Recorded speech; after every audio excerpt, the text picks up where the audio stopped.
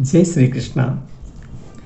श्रीमद् भगवद गीता अध्याय 6 श्लोक संख्या 20, 21, 22 और 23।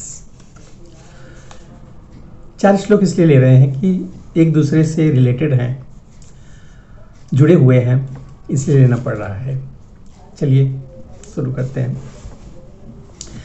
यत्रो परमते चित्तम निरुद्धं योग सेवया यत्र चैवात्मनात्मानं पश्यन्नात्मनि तुष्यति सुखमात्यन्तिकं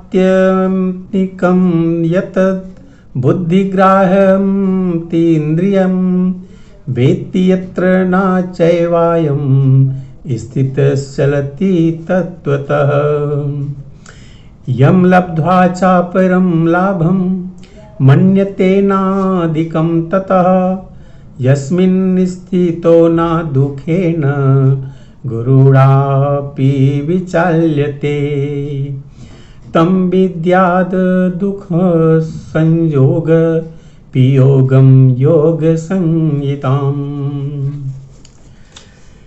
कह रहे हैं कि जहाँ योगी की बातें हो रही है उसी क्रम में आगे बता रहे हैं कि सिद्धि की अवस्था में जिसे समाधि कहते हैं, मनुष्य का मन योगाभ्यास के द्वारा भौतिक मानसिक क्रियाओं में पूर्णतया संयमित हो जाता है। इस सिद्धि की विशेषता यह है कि मनुष्य शुद्ध मन से अपने को देख सकता है और अपने आप में आनंद उठा सकता है। उस आनंदमय स्थिति में वह दिव्य इंद्रियों द्वारा असीम दिव्य सुख में स्थित रहता है।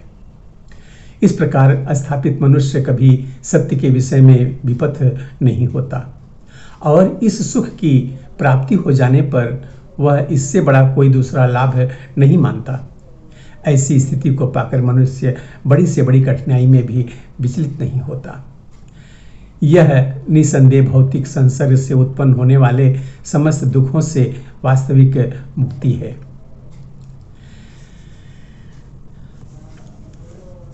जब तक यह शरीर रहता है तब तक शरीर की आवश्यकताओं, आहार, निद्रा, भय तथा मैथुन को पूरा करना होता है।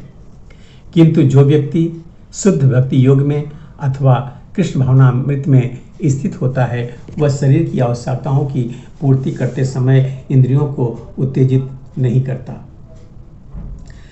प्रत्युत्तर वह घाटे के सौदे का सर्वोत्तम उपयोग करके जीवन की न्यूनतम आवश्यकताओं को स्वीकार करता है और कृष्ण भावनामृत में दिव्य सुख भोगता है। वह दुर्घटनाओं, रोगों, अभावों और यहाँ तक कि अपने प्रियजनों की मृत्यु जैसी आपातकालीन घटनाओं के प्रति भी निरपेक्ष रहता है।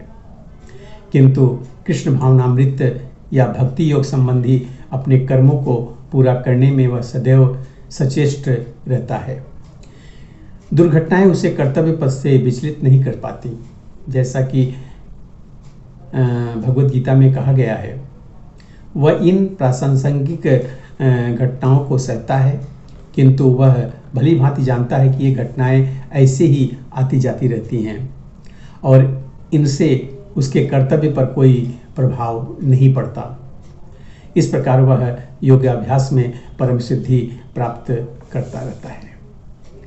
मिलते हैं अगले वीडियो में एक और श्लोक के साथ। तब तक के लिए जय श्री कृष्णा।